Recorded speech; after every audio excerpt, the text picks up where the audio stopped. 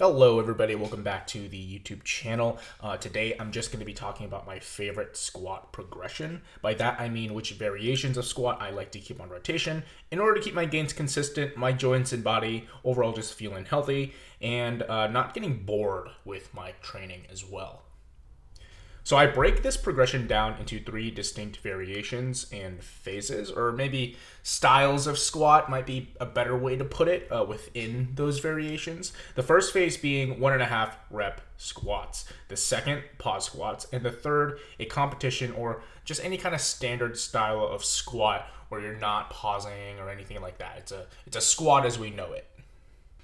So I'm going to talk about each variation individually before I go into the specifics of how I implement this pattern of programming into my training. First off, we have the 1.5 rep squats. I actually used to scoff at this variation, but lately these have become one of my favorite styles of squats to use, and for a few reasons. First, the pumps are insane. Especially with the added range of motion. If you were to do a set of 5, it's basically like doing a set of 10 because you're just hitting that hole in extra time. Second, don't clip that. Second, you have to be more aware of your movement since the demand for balance is also increased with the extra half rep. Building off of that, you must reduce the objective load not only to accomplish the intent of awareness and staying balanced, but the reduction in objective load also creates more room to space out progression since the potential for objective overload just isn't really as high with this variation. And in my experience, it really shouldn't be. This isn't a variation where you're trying to absolutely load it up. It's cool if you want to do that, but for the intents and purposes of what this progression sets up, it's just not necessary.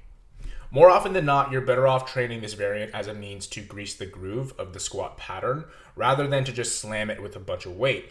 Because this variation has a high ceiling of skill, I actually wouldn't recommend it for everyone to start, but I'm going to get into the nuances of that, how to kind of use this progression scheme when it's appropriate, and all the other stuff later in the video.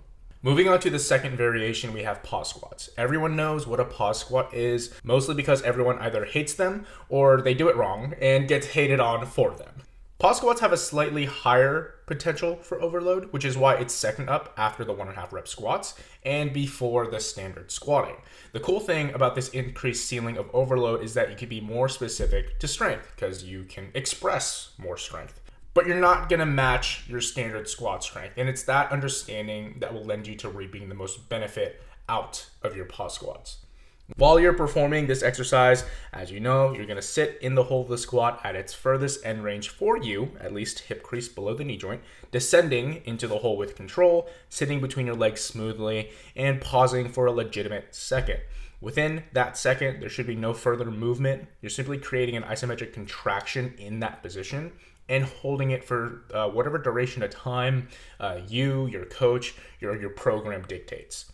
What this does is train your body to learn how to create stability in the hardest part of the squat, which is going to be the bottom of the squat. That's where all your joints are basically taxed the most, or maybe not taxed, but that's where all of your main musculature in the hole and up, that's where you're going to be challenged the most in overcoming the weight. I think that's a better way to put it.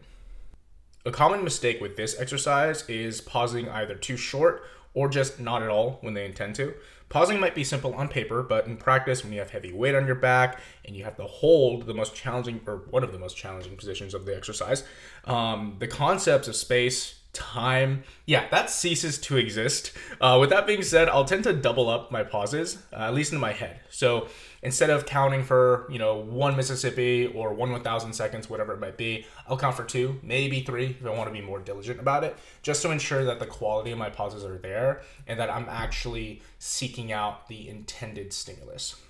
Although this is an exercise that does have more room for overload, that doesn't mean you can let your ego get the best of you and still expect results. There's a bit of accountability that comes into play when we're talking about having standards for yourself and getting in quality workouts to induce a quality stimulus, or at least a stimulus that's very specific to why we're doing or choosing a certain exercise. Last up on the chopping block, pretty simple one, guys. Now we're hitting some standard squatting. Usually in this last stretch of the progression, it's all about pushing the weight while adhering to the percentages or the RPE. If you're running a good program, it's gonna keep things like periodization in mind, the flow of the program, the flow of progression. And in that case, you're in the home stretch. You just gotta do what you gotta do. You spent all this time perfecting your form, greasing the groove with the 1.5 reps, then further greasing the groove on pause squats, learning how to load into the whole of the squat, and pausing to build stability in the hardest portion, or one of the hardest portions of the movement. To better illustrate the flow of this pattern of programming, because I'm also a very visual person too, I'm gonna move on over to the whiteboard. We're gonna go into the, I guess it's the office, whatever we wanna call it. We're gonna go onto the whiteboard and I'm going to lay out this progression for you and just the bare bones of what a squat program might look like. All right, what's up guys? We are on the whiteboard now. I'm a very visual person, so I just wanted to lay it all out on something that you can see and that's a little bit more tangible than just me, yapping away on a microphone or anything like that. So using this squat progression, starting with 1.5 reps, pausing, and then doing your competition standard. What I have on the whiteboard right now as an example is going to be a 9 or roughly 12-month training program. It's 9 months that's laid out, but it's definitely adjustable with each block of training. And I consider a block of training 4 weeks or a month. With each block of training, we're dedicating that block to that specific style of squat that's first in the lineup, that's second in the lineup, and last in the lineup too. And what I want you to notice is that it's just a rinse and repeat. So this is a nice way to keep training in a sort of flow. And with each phase of training, we're gonna be targeting very specific adaptations to then transfer over into your main squat. Beyond just specific adaptations or anything like that, we're also looking to space out your progression. As you get stronger, timing is gonna become very important, especially if you are committing to a competition. If you're just wanting to max out in the gym and test your strength, it's just that phase of training for you, or that's just what elicits some excitement for you and interest, totally okay. Go on your own timeline. But if you're 12 weeks, 16, 30, whatever weeks out from a meet, take that into consideration when you're running this style of squat progression, because that can dictate the timing and all that stuff. I can ramble on that. I can ramble on a lot of things, but I'm going to save most of my thoughts and nuances for the later end of the video. I mainly just want to show you what it looks like on paper, on a whiteboard, so that you can see for yourself like the flow of it. We're starting with, for example, for me, I'm a high bar squatter, so when it comes to competition, I'm going to be using that as my main squat. In this scenario, I'm assuming that I'm going to be entering a competition towards the end of this program, so therefore, we are saving high bar for much later. We're gonna start with an SSB squat, hitting 1.5 reps on SSB, which is absolute torture, by the way. Hitting some pauses after that second block, and then lastly, wrapping up with some standard SSB squatting, making the most of it. Moving on from there, front squat. Me personally, I get a lot out of front squat, so that's why I choose it. Starting with same flow, 1.5 reps, pause, and then some standard front squatting. Lastly, the high bar squat. I'm not gonna repeat myself. It's pretty obvious what we're doing.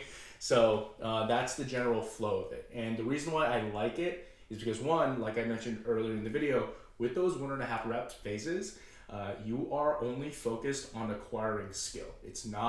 You're not gonna be loading up a whole lot of weight unless you're just that fucking strong. You're not gonna be loading up a whole lot of weight. It's really just to grease the groove and to get the pattern of squat down, because you're not going to be with that extra like half rep. The requirement for balance and total body awareness is definitely going to be something in the forefront of what you should be focusing on. And I think whenever you start a training cycle, the focus should always be on quality of movement, quality reps. That's the foundation of your program, and that's going to be something that quality of reps. That's going to be something that you honestly never lose. Like you have to, you set the foundation down for it, and then you have to keep maintaining it, which is why I like this cyclical process, because we always go back to, all right, cool, quality of reps. Now, that doesn't mean we're going to train like a jabroni and not train hard or anything like that. We are, but there are certain limitations to how hard we can train, which is good for, again, like holding you back a little bit so that we can space out the progression. Because yes, we're going to start with the 1.5 reps. You're not going to be training super heavy, but then we're going to move on to the pause phase, which is a great segue. Didn't plan that at all. As far as quality of movement goes, we're just going to be bolstering what we do. Again, you've laid the foundation, now you have to maintain it. So once you, or not once you, but you maintain the quality of performance, you maintain the quality of reps as you continue to objectively overload, because on a pause squat, you can certainly load it up heavier than a 1.5 rep squat. That makes it more specific to strength. Not only is it more specific to strength, but you can also train the aspect of stability in a squat as well. Because when you're sitting there in the hole of the squat, that's hard, especially if you do it for a legit amount of time. In the hole and a couple inches out of the hole is probably the hardest portions of the squat, and that's what the pause squat is going to train directly. Just turning you into more of a workhorse. They're freaking brutal, and you can just just rip through your squats once you get really confident pausing in the hole of the squat too. And I think actually to that point, I think it turns you into a really confident squatter when you know you can load up close to your max, maybe not crazy close, but a good 20, 30 pounds shy, depending on how heavy you want to go in this phase. Being able to sit in the hole of the squat for a long duration of time, stand back up, mog that fucking weight, rack it, and then moving on to the comp phase, it's just going to feel like a breeze now, because now you've overcome, or not only overcome, but you've moved past that phase. Now we're just picking up momentum again. And if anything, I think that's why this is my favorite squat progression, because you're just constantly building momentum. You start off a little bit lighter on a variation of squat where it's not as easy to overload, because for me, SSB squats are punishing as fuck. I can't load them up as heavy as I can like a front squat, and certainly not as heavy as I can a hyper squat. Or maybe I'm just not trying hard enough. But that being said, back to the main point here.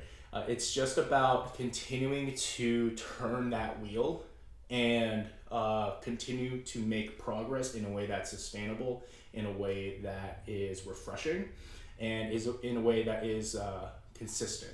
Because you're getting these opportunities to work with lighter weights, subjectively push yourself, exert, go to those higher RPEs when necessary. Moving on to exercises or variations or styles of squat where you can incrementally load it up just a little bit more until finally you get to that comp phase where it's just nothing's really holding you back. You just load it up for a whole block and then you just push. And if you're smart, if you're clever about how you choose the main variations of each phase of training, then you can just keep that momentum building. And I think that's what matters the most.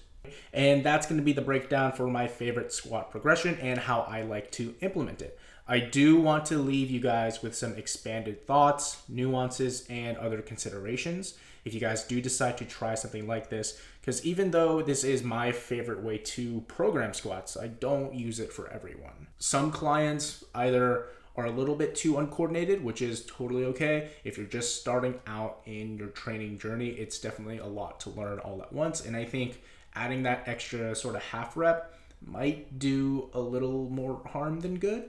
Call me, precautious. I like to make sure that my clients move with intent and know what it is they're doing under heavy load. So with that being said, I'll actually just program squats with pauses outright. So instead of the 1.5 repetition, pausing, and then your comp squat style, I'll probably do pause squats for a block and a half and then pivot to that main variation. Or I may even just give them pauses for a long duration of time. It really just depends on the case, but if you're already having a hard time just moving, if your squat form is already inconsistent, if you just don't really know how to move just yet, then I think learning the fundamentals of movement, getting better at pausing, getting better at your main style of squat, I think that's going to serve you a bit better. And for my low bar squatters that are out there, you can use a similar progression. I just used myself. I'm not a low bar squatter. I squat high bar in competition. Simply put, you can just bump the exercises that are listed already back one. So maybe you can do an SSB or a front squat on mesocycle A, run high bar for mesocycle B, and then hit yourself with, well, don't actually hit yourself, but figuratively speaking, hit yourself with some low bar for mesocycle C. On that note of low bar, however, I'm not the biggest fan of doing 1.5 reps for low bar. I think it might beat up your shoulders and elbows and wrists a little too much. So with that being said, I think that's an instance where you may actually be better off running pauses for the first block and a half of that phase and then wrapping up with your competition standard, like I was mentioning before. But that's just my personal take. If low bar is comfortable for you, if you think you can handle it just fine, then make that audible, experience it for yourself, and just see what happens. But anyways, guys, that's going to be it for today's video. Thank you so much for tuning in. I really appreciate it. I really just want to share my experiences when it comes to coaching other clients, things that I notice in my own training, things of value that have brought me very far with my training and helping me reach my goals. And I just want to be able to share that with all of you. So I'll see you guys next time in the next video. I'll plan to pump one up probably in another week or week and a half. We'll see how my schedule goes. I'm currently closing my coaching roster. I'm not going to be taking on any more clients. I've reached my cap, and I just want to make sure that I'm still upholding the quality of coaching that I have for my current clientele. With that being said, you're still more than welcome to apply. I'm just going to put you on a wait list, and you'll likely be hearing from me in another week or two once you do apply. That's going to be all the updates from me on my end, guys. If you're interested in running this style of programming for your squat, do let me know. I'd love to hear what your experiences are. I'd love to see your experiences. So don't be afraid to tag me on my Instagram at AndrewKyleTang. I'll link it somewhere in the description box or even in the video for post-production Andrew to worry about. That's going to be it for today, guys. Don't forget to like, comment, subscribe, hit the bell icon, all that stuff us YouTube creators really like. Have a good day. Thank you for tuning in. Peace.